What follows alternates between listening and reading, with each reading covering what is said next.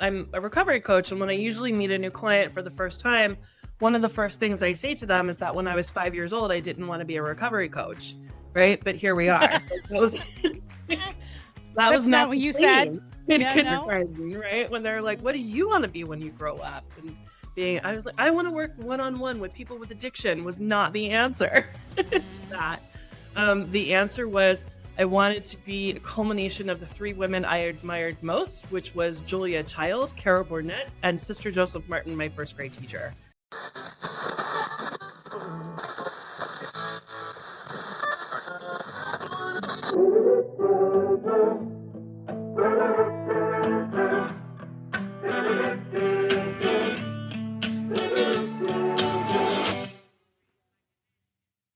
Welcome to the Sober Curator podcast, where sobriety isn't just a lifestyle choice, it's the ultimate life hack. I'm Alysse Bryson, your fearless guide to a world where hangovers are canceled, fun is mandatory, and we still know how to shut down a dance floor, just with better shoes. And I'm Tamar Routley, aka T-Bouge, your co-pilot, chaos coordinator, and the one who keeps Alysse from turning this podcast into a full-blown reality show. Buckle up, sober party people. From lifestyle and travel to pop culture and zero-proof cocktails, we're serving up the stories, trends, and guests that prove sobriety isn't just about what you're missing. It's about finally remembering where you left your keys. Let's get the party started. Welcome back to the Sober Curator podcast, where the booze is gone, but the glam is not. I'm your host, Alysse Bryson, your go-to gal for all things sober, stylish, and pop culture infused. Today's guest is one of our senior Sober Curator contributors. Try to say that 5 times fast. Anne Marie Cribbin. She's a recovery coach, a writer, and the founder of Thirsty for Wonder. It's a great name, right? Thirsty for Wonder. Don't you want to be thirsty for wonder? She's also the creator of the Wellspring, a Celtic recovery journey. I know this is so many questions you probably already have, and don't worry, we're going to get to them all. It's a year-long program that braids the wisdom of the Celtic calendar into sobriety and healing. You literally cannot get more niche than this, folks. You cannot niche down any further than sobriety and a Celtic calendar. Anne Marie is here to remind us that recovery is not about deprivation. And if you've read any of her amazing articles with the emphasis she does on pop culture, which we know I love, then you'll know she walks her talk. She does not believe in deprivation at all. She is all about liberation, dancing, joy, and living wide awake. Welcome to the show, Anne Marie. Oh, thank you. It's so good to be here. One of my favorite podcasts. Yay! Your favorite podcast. Checks in the mail. Checks in the mail. Actually, just kidding. You know, I don't send anybody checks. This is all just one big labor of love. Okay, so I think we have to go backwards before we can go forwards, and kind of, we don't normally, go into people's like how we got sober stories. That's not really our thing. But I think for you today, I want to just get there a little bit, because I think that is going to lay the foundation for where you are today and the services you offer today, and like why some of the people listening, it's really going to resonate with them. And I'm sure they're going to find it very helpful. So let's talk about your how you got sober story. Yeah. Thanks for that. I always, when I'm a recovery coach, and when I usually meet a new client for the first time, one of the first things I say to them is that when I was 5 years old, I didn't want to be a recovery coach, right? But here we are. That was not what you said in kindergarten, right? When they're like, "What do you want to be when you grow up?" And I was like, "I want to work one-on-one with people with addiction." Was not the answer. It's that. The answer was, I wanted to be a culmination of the three women I admired most, which was Julia Child, Carol Burnett, and Sister Joseph Martin, my first grade teacher. I wanted to do something that encapsulated those three personalities, characteristics. And I think I'm a little closer to that now at 54 years old. But what happens? Because here I am a recovery coach. So I'll share the highlights. And one of the things I share is that culturally, spiritually, I'm Irish Catholic. It's still those things. You haven't totally grown up. That's the part where I didn't believe you. Yeah. Right. I'm Irish Catholic. And so in my upbringing, alcohol exposure was just, it was like Tuesday. I mean, yes, it was part of baptisms and first communions and all of those things, but it was just also in the DNA of my family. It was just kind of how we moved and navigated life was around alcohol. My grandparents really did rub whiskey on our gums when we were teething. My dad made beer and he made wine and we had exposure to it. Nobody did that with malintent for me to have alcohol use disorder and struggle in my adult years, but it was readily available to me and just a part of my story. Fast forward to college, drinking with friends. It's something that we did as a collective, as a community. It's something that you did together as a way of bonding and being in relationship with one another. And then, in my more independent years, in my 30s and early 40s, for me, having alcohol accessible to me, drinking it when I got home from work, right? It was a status symbol. I'm like, I've arrived. I can have really nice bottles of wine in my home. I can entertain. It's a part of my hospitality to others. I'm actually a certified wine specialist. 7 years sober. Like I went to sommelier school and I'm 7 years sober now. So it was just a part of my life. What happened to me was in my 40s, alcohol use started to become a coping skill for me. And I didn't have a rock bottom. I don't tell people, people will be like, well, how much were you drinking? I'm like, it doesn't matter. It does not matter how much I was drinking or how often I was drinking. I was drinking enough that I was filled with loathing and shame. I was filled with it. And I was so over that I could not keep the promise to myself that I made in the morning at 8:00 that I was not going to come home from work and have a drink that night. And I couldn't keep that promise at the end of the day. And it perpetuated this cycle of just constant shame. I was in a loop of it. And I was in that loop for a really long time. I tried for about 7 or 8 years to get sober completely on my own, where I would have stops and starts. I would do a Whole30 and I'd be like, well, if I can do that, then clearly nothing is wrong, right? I don't have a problem. I would Google, am I an alcoholic? And according to the standards of the internet, I wasn't. None of those things matched up for me. And so I lived in this area of gray area drinking, which a lot of women do. And over time, I was able to start to identify that I started to be able to name what the things that I was drinking at. And I was drinking a lot of things. I was drinking at chronic pain in my body from a lifetime of career nannying and youth ministry, where I was in a position of a lot of labor. And so I was drinking out of a lot of physical pain. But mostly I was drinking at my lack of being able to set boundaries and having coping skills for the dynamics of my family and just life. So I was using alcohol as a way to soften the edges of my life. I wanted to create an illusion of ease and rest and softness in my life. And my conditioned response was that alcohol created that very, very quickly. So I kept going back to that thing. So I didn't have what people would consider like a rock bottom.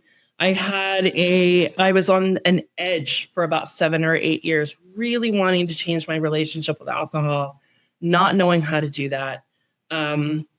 Until I accidentally fell into a program online called Hip Sobriety that was run by Holly Whitaker, who's the author of Quit Like a Woman. Class was starting in 2 days. I signed up for it that night. I drank 2 glasses of wine while I watched the orientation video. And then the next day I didn't drink like you do. Come on. That a girl. Bravo. Bravo. I mean, if we're going to be honest, right? And then the next day I didn't drink. And the day after that, I didn't drink. And I had absolutely no idea what I was doing, but over time I was able to understand and articulate that I was just not living in alignment with who I believe I was created to be.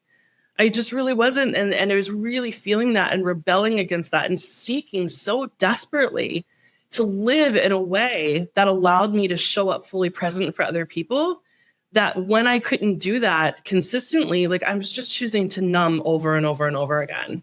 Yeah. And so I'm 7 years sober. I worked for Hip Sobriety. They became Tempest. I coached for them for a couple of years. And then I started my own business, one-on-one coaching. and then created the Wellspring through that process. And here we are. Before we get totally immersed in the Wellspring, I do want to I want a point of clarification for the people listening that it wasn't like you became spiritually awakened after you got sober, like many people do. Some people do. You already had a very strong faith and spiritual foundation while you were struggling and on that ledge and dealing with all the shame. Can you talk a little bit about, because that's actually a really hard place to be. Yeah. I think, as someone who's been there myself. Yeah. Let's break that down even more too. I had a religious foundation.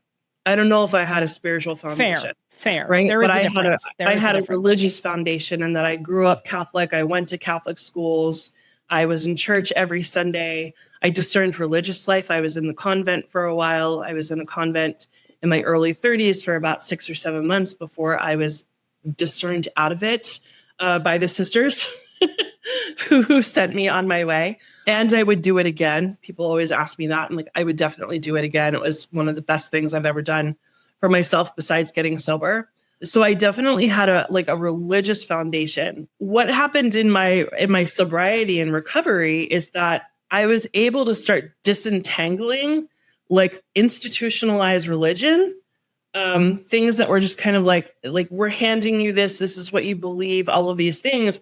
And what I was able to do is really come into my own sovereignty and agency around spirituality, And that doesn't mean that I disowned the Catholic Church or any of those things. I struggle with a lot of things within Catholicism, but I had agency. Recovery and sobriety gave me agency to question, to challenge, and mostly to discern, And so I did it did strengthen something that already existed. But it also opened the doors to this understanding of recovering wonder as a part of the sobriety and recovery process, reclaiming that, right? That I think for a lot of people, it is a doorway into a spiritual relationship when you've never had one before. Mm-hmm. Rediscovering wonder, right? Allowing yourself to be in a place of accessing joy. The first year I got sober, I'm like, have the cherry trees always been this pretty? Mm-hmm. Have the magnolias always bloomed in April? What the hell? Mm-hmm. Right? And just kind of my senses coming back online in recovery, that was wonder for me. That was awe. Having those experiences, sensory experiences, sensations, experiences of sensation in the body, those were connections to me to the divine that I never had when I was drinking. And so, I already had a foundation of faith and religion, but sobriety and recovery opened up an embodied experience with the divine. I could relate to so many things you said in both your story and as well as the spiritual aspect. Is those of us that do develop that spirituality or spiritual way of living once we get sober or quit drinking, part of it for me has been you have to lean on that God or higher power or whatever you choose to call it, which when we're drinking, we dull ourselves down, right? It's okay, instead of turning to that spiritual aspect of our lives, we can just pick up a drink and that numbs it all down. And then we don't have to do that, right? And so when you're sober, really being able to lean into that, like you said, the cherry blossoms, fall is just a stunning time of year. And I never noticed that before, you'd be like, oh, that's a cool red tree. But now it's you're driving through the streets and the vibrant colors, that to me is that wonder you talk about, and you feel like a kid again. Mm-hmm. And it's amazing. So I love the word wonder, that when you say it, especially Anne Marie, bring it on, bring more of it. Yeah, it's such an empowering word. And to, I think too, similar to what you're talking about, leaning into that, there was a time for myself too, where I really thought I wasn't worthy of it, right? I'm not worthy because I'm drinking, because I can't keep this promise to myself, because I keep messing this thing up that I want to fix so bad. I'm not worthy of asking the spiritual or the divine into this, right? And so if I drink, I can create the illusion of that. and just keep it all in a pretty little package. And it makes people look like everything's okay. But underneath of it, I'm really actually struggling and suffering. But I keep creating the illusion that everything's fine. So I think there's both ands there. But I love that, like the sense of wonder, again, heightened through the sensory experience of the seasons. Oof, I mean, it's just juicy shit. Like, it's just really good. Mm-hmm. Well, and it doesn't go away, right? Yeah. I remember I was about 10 years sober and I moved from north of Seattle to Mercer Island. Yes, it was an island, but you got on and off of it with bridges, not with boats. But I remember walking out of my condo one day and smelling this smell and being like, what is this deliciousness? And I did some research and it was, I think I'm going to pronounce it wrong, but Sarah Cocoa or something like that. Sarah Cocoa or something. I don't know. It's some plant that is bountiful on Mercer Island. And it happens like right at as winter is ending and the beginning of spring is it's a more wintry plant, but not like the dead of winter. Anyway, don't come at me in the DMs if I'm explaining the plant wrong. I am not a green thumb at all. But like, I was obsessed with the smell. I just couldn't be outside enough. And like, I would have never noticed that before getting sober. Never. But I'm bringing that up to be like, it's not just the first year that your senses turn on, like your senses turn on and then they stay on, which is so great.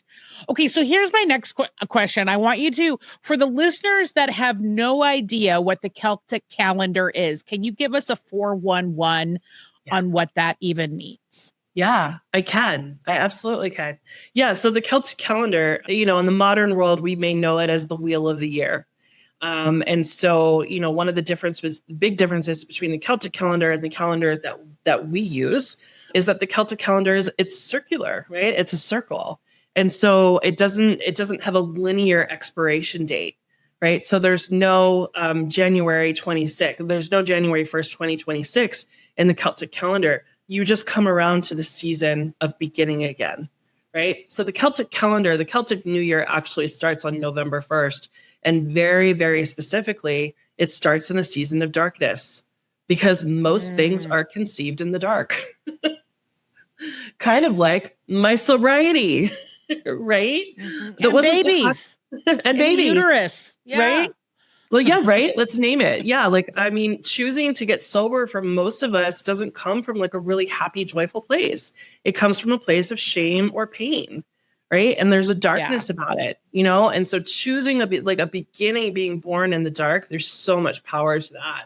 It's also a season of slowing down, right? The natural world is starting to drop the leaves, right? Things are dying away. There's beautiful metaphor in that. And like, what do we need to let die away from ourselves? What can we let go of? What am I no longer willing to carry with me into this new beginning? And so it very specifically starts in the season of darkness, November 1st, as opposed to the calendar that you and I know. January 1st, we hit the ground running with goals.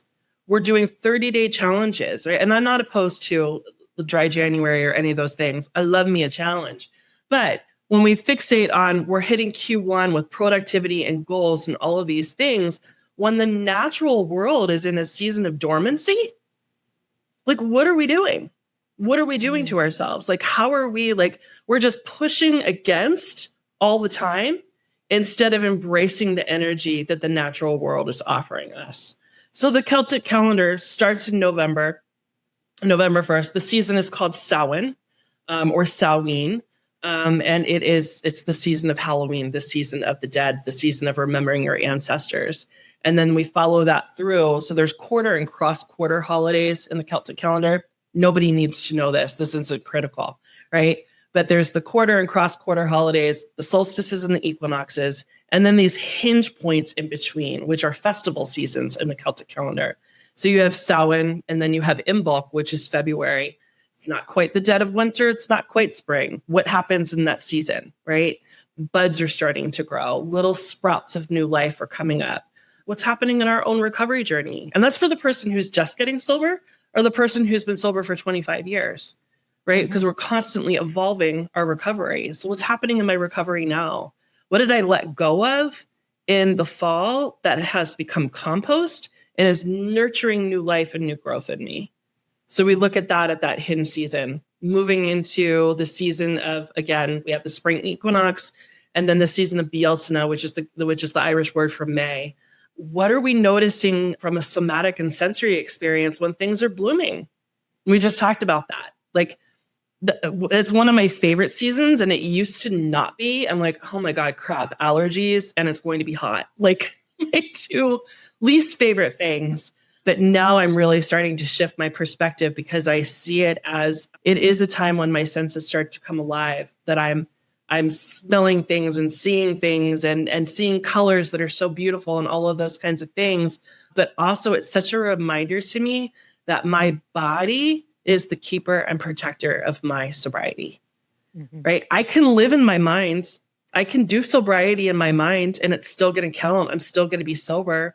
But when I allow that shift to happen and allow recovery and sobriety to be somatic and in my body, it has a whole different feeling and meaning. So Bieltana is another hinge point in the calendar. And then we come to the summer solstice. What do we see in the full illumination of the sun? And then we move into Lunasa, which is the Irish word for August. And that's the first harvest. What are we grateful for? What are we taking in? How do we celebrate? Collective care. How do we celebrate recovery as a community and support recovery as a community? And then we start the seasons all over again, right? So you don't end it and start anew, like we go from 2025 to 2026. You've had a full year to embrace your recovery. And when you come back to the Celtic New Year again, what you're invited to do is spiral deeper into your learning. Right. So yes, we're coming back to the same seasons, but we're coming back with an evolved sense of self and a deeper understanding of our relationship with the natural world. And so we get to go deeper into our healing and spiral. Is that helpful to hear? I know that went long and I wanted to. It's super helpful. Okay. No. Yeah, I think it's super helpful. Okay. So you've got this new course coming up. It's starting in November at the beginning of the beginning. Yep. I know that was very deep, very profound. What does that entail for the listeners that might be interested in joining your group? Yeah, so we start November 3rd. We meet on Monday nights, and our cadence for meeting is biweekly. And that's intentional. We want to do this in the space of collective care. And so coming together and really gives the participants to live in the full arc of a season. You know, instead of just like, hey, it's fall, enjoy all the fall things, we get to really, really slow down our processing. We get to slow down our experiencing and give ourselves the full arc of a season to really explore, like, what does it mean? What does it mean to let something go? Well, let me look at that through the whole 6 weeks of this season, instead of in the fall, we're going to talk about letting go, right? No, we're going to talk about this for this particular season of Samhain at the Celtic New Year. What does it mean to let something go? Let me name what I'm letting go of. Let's do some somatic work around that. We do a lot of guided visual meditations in the course as well. We're processing it out loud in the space of collective care, because when you share, Tamar and Alysse, about what you're letting go, it's going to empower me in my own experience. And so we're doing that so that it's in a group setting, is done very, very specifically. So we come together. The logistics are we come together for group calls every other week, every other Monday. We meet at 7:30 Eastern, and we do that for the whole year. And people will be like, oh my God, that sounds like a lot. Yes. Yes, it is. Yes, it is. You know what else is a lot? Staying sober. Right? Yes, it is. You know what else requires a lot of my attention? Staying sober requires a lot of my attention, right? And so touching my sobriety I touch my sobriety every day. I do something every day to touch my sobriety, right? That is a requirement that I have. That is my vow and commitment to my sobriety. And this shifts it into the space of collective care. Like, not that we have to, but that we get to do this in the space of collective care. So we do meet every other week throughout the course. And for how long? 7:30 p.m. to about 8:45, 9, depending on hour and a half. How many folks show up for class, right? That's quote unquote. And we're on Zoom. We do that on Zoom. All the calls are recorded because, of course, life gets lifey. And, things come up. And if you can't make a live things, that's absolutely no problem. And then we also have a Slack channel for people who want to continue to pour into the community between calls. And then every Sunday, and this is one of my favorite things about the Wellspring, is every Sunday I send an email to the community talking even deeper about the season that we're in, reflection questions, somatic exercises to try. And it is by invitation. It is never homework, because just showing up is enough, as we all know. Just being there is enough. But there is opportunity to take your experience further if you have the capacity to do that. And I always remind people, discern your capacity this week and see what you have, to see what you're like, what's kind of landing in your body and your heart space that you may want to explore and consider. And nothing is an appropriate answer to that too. I don't have capacity. So you get an email from me every Sunday at 4:00 in your inbox faithfully, even if it's Christmas. I send that out. It is one of my favorite things to do is to sit and write that email during the week. When I first started the Wellspring, I was like, I'm going to be able to automate the emails for each cohort that comes through every year. And then I'm not going to have to recreate that. And then we did the second cohort and I was like, I get to write a personalized email to this cohort every week this year, specifically about what we talked about in our space of sharing and holding space together, and break that open even further. And it has become such a prayerful, sacred part of the experience for me. And I think for the participants too. I often hear from our participants that the Sunday emails have been like a lifeline for them. Just being able to read it and read it over and over again, that it's there forever. You also get kind of as a bonus, you get one-on-one coaching sessions with me. So I offer 2 for everybody. So you can do them midpoint during the year, or set them up however you want. So you get 2. If you pay in full for the program, you get a 3rd. So just a little bonus, right? Because we have to do that. And I hate that we have to do that. But so you get some one-on-one coaching with me. Yeah. So those are the logistics of it. Yeah. And what is the typical group size, out of curiosity? So the typical group size has been, the first year we did it, we had 12 people. And this last year that we did it, we had 7 people. Both of those. It's intimate. It is intimate. Yeah. Both of those group sizes worked really, really well. I loved both of them for different reasons. I have decided, should something happen in the universe and everybody wants to do the Wellspring, I have decided to cap it at 15 people. More than 15 people is going to take that intimacy away from the experience. I think that's smart. Smart. Mm-hmm. I love, Anne Marie, that you talked about, the sobriety in the body, because it's the thinking that gets things going. But when my body's not feeling good, I'm reaching for something to comfort it. So if I don't know what's going on in my body, then that can be a really, really dangerous place to be.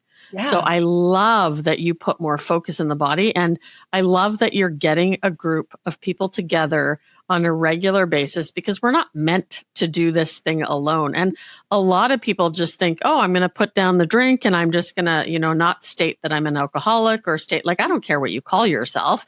You have a problem with substances. That's it, right? A lot of people don't use specific substances. Some of us do, but it's we weren't born to do things alone. We were born to do things together. And I think that's why, 12-step works so well for people, is those who can embrace it, those who can embrace the people, right? And find their people within a fellowship or community, they're fairly successful. Just like you see with other people who join other groups, it doesn't have to be 12-step.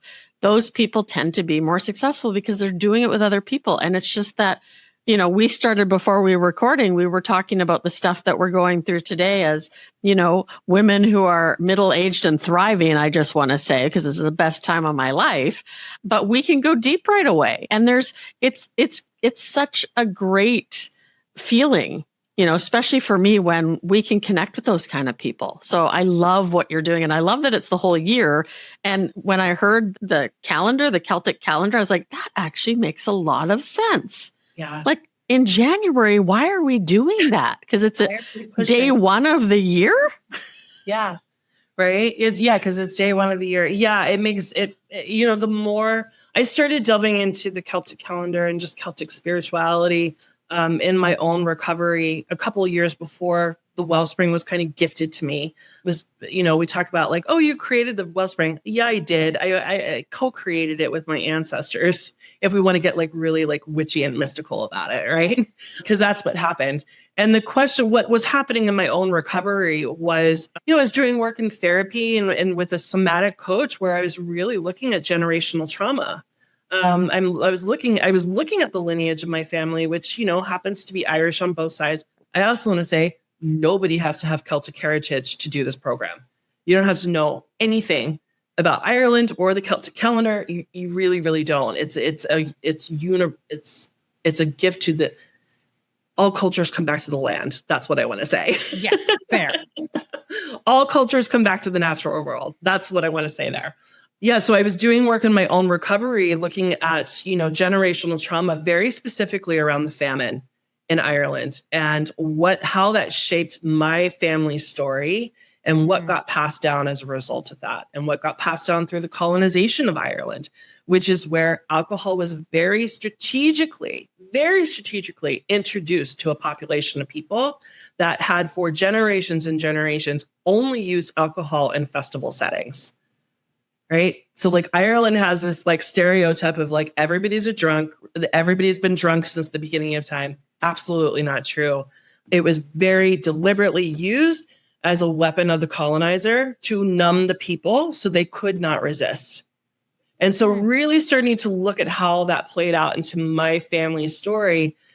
And I was doing all of that work. And I'm sure both of you have done this at some point too, where you're just like, you're knee deep in your trauma. Right? You're elbow deep in the trauma of your own upbringing and your family. And I kept thinking to myself, I'm like, I know I need to do this. I know I need to do this. And I know generational trauma is real. We know that it's real.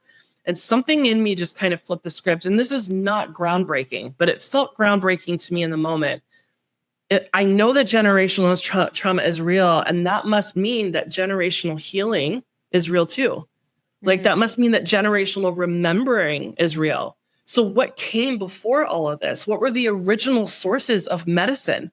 What were the original sources of community? What were the original sources of collective care before colonization, before religion, before the patriarchy?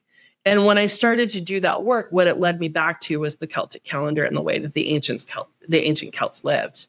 And once I did that, when I say it was a co-creation, once I started to make that connection and accepted that, I actually received the content for the Wellspring over the course of 2 weeks, where I did nothing but write for 2 weeks.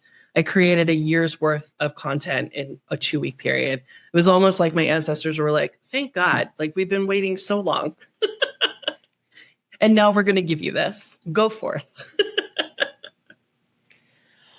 Okay, one other question I want to ask as we start to wind things down, because I could keep asking a million questions, but let's talk about the fun and the joy that you bring to all of this, because, you're a sober Swiftie, loud and proud. One of our very first conversations, like you totally saw what we're trying to do as a group collectively with leaning very heavy into our made up term of sober pop culture.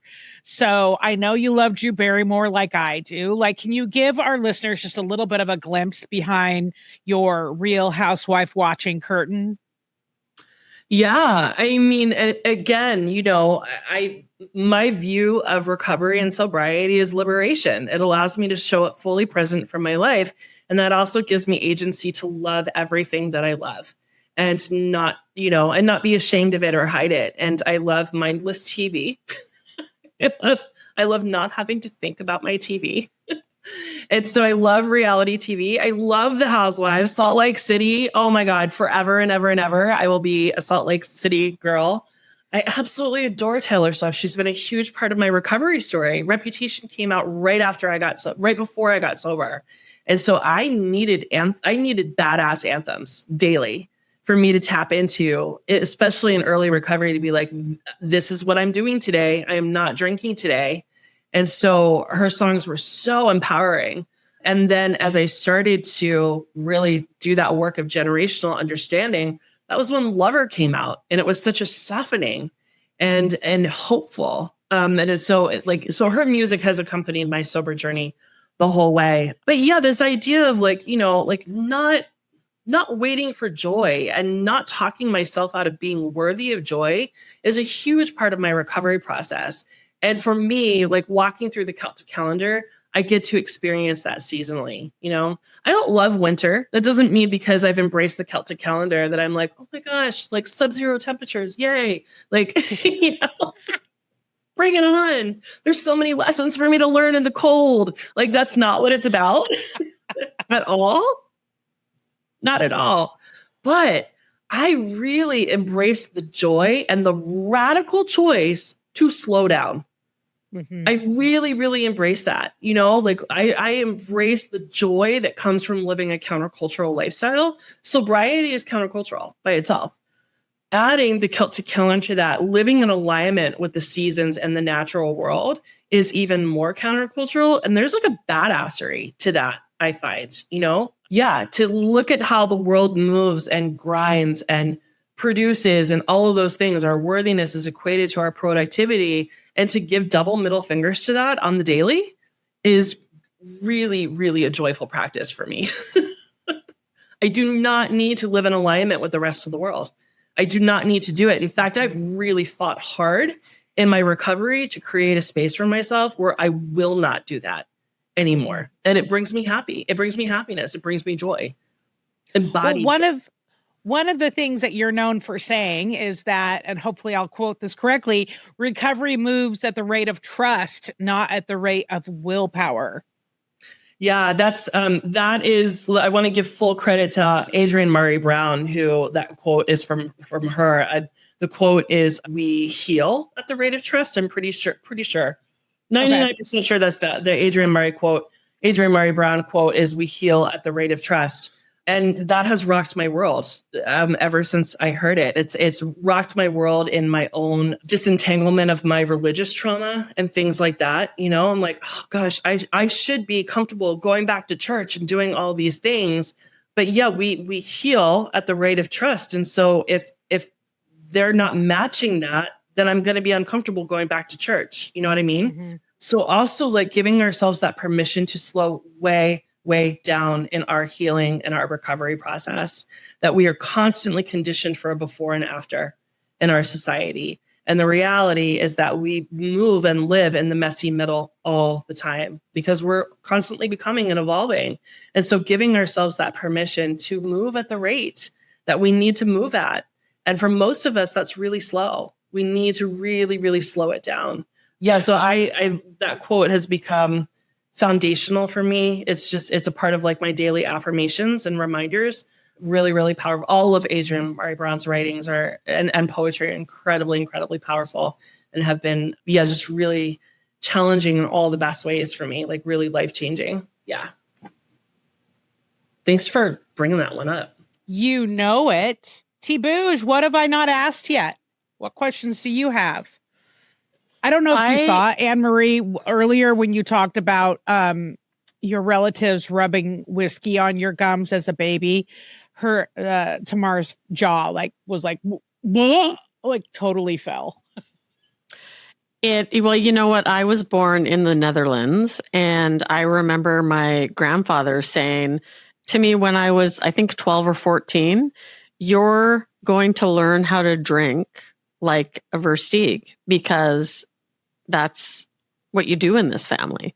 Mm-hmm. Right. And it was just so like you could go to a nightclub when you were 12. I found it very baffling. Oh, yeah. So, I mean, it didn't help that I'm Dutch. I have the genetics and, well, I'm Canadian, eh? So, no, I don't know if I have anything, other questions. I just think it's really cool what you're doing. And I feel so grateful that I got to be on this episode today, just to listen and be in the same space with you as you share what you're doing for the world. And I just love that you don't conform.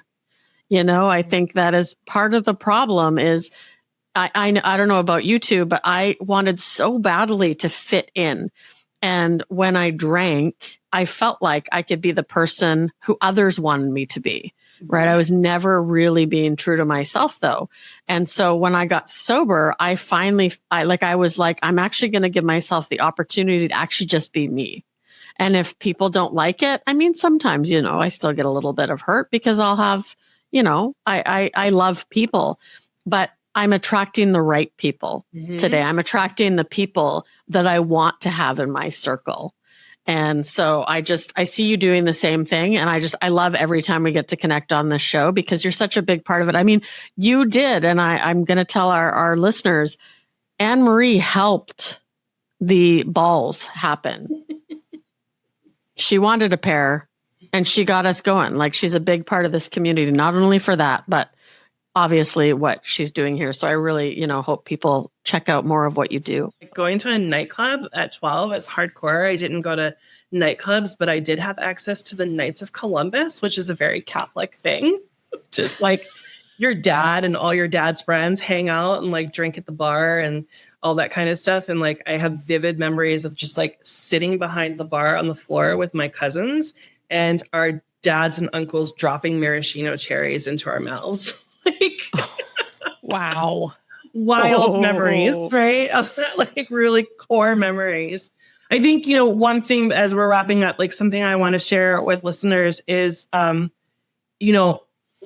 this is about, like, I don't joke when I say that this is the work of saving your lives, sobriety and recovery. And that is any path that you choose, right? Like cold turkey, doing it on your own, 12 steps, Dharma recovery, like whatever you're doing, the luckiest club. Like there's so many things out there. Like it is the work of saving our lives.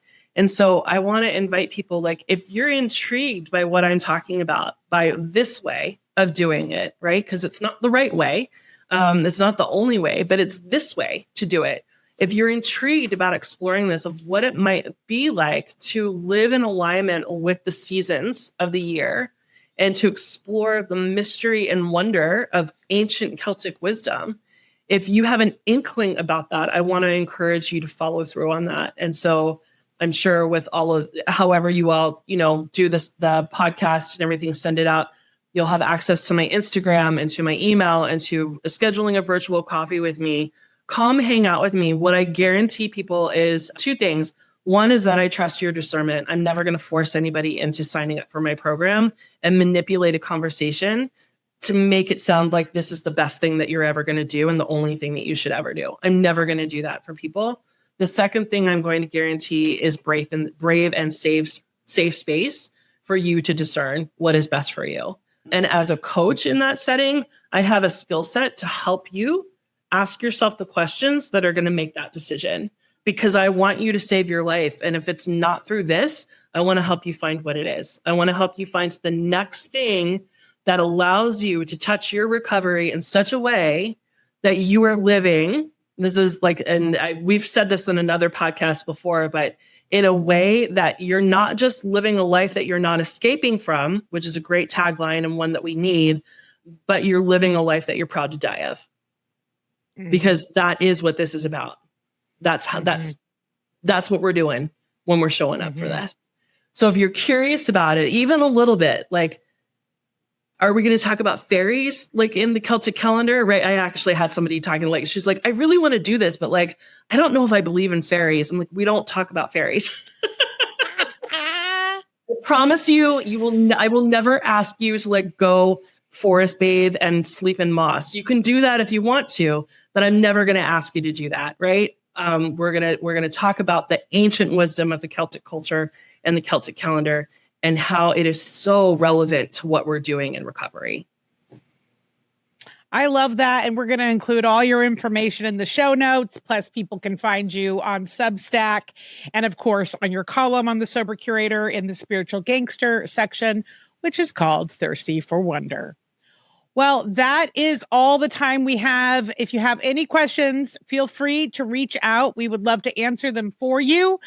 And thank you so much for the gift of your attention today. And remember, getting sober matters. Staying sober matters more. Thanks for tuning in, because let's be real, we're way more fun than your ex's drunk texts. If you laughed, learned, or just need more of our voices in your life, honestly, I mean, who wouldn't? Hit that subscribe button, leave us a review, and send this episode to your sober or your I swear I'm only drinking on the weekends besties. And if you have a story, feedback, or hey, maybe you just want to slide into our DMs like it's 2012, well, you know we're here for it. Find more curated magic at thesobercurator.com. And remember, getting sober matters, staying sober matters more. Until next time, keep it real, keep it fun, and keep it sober.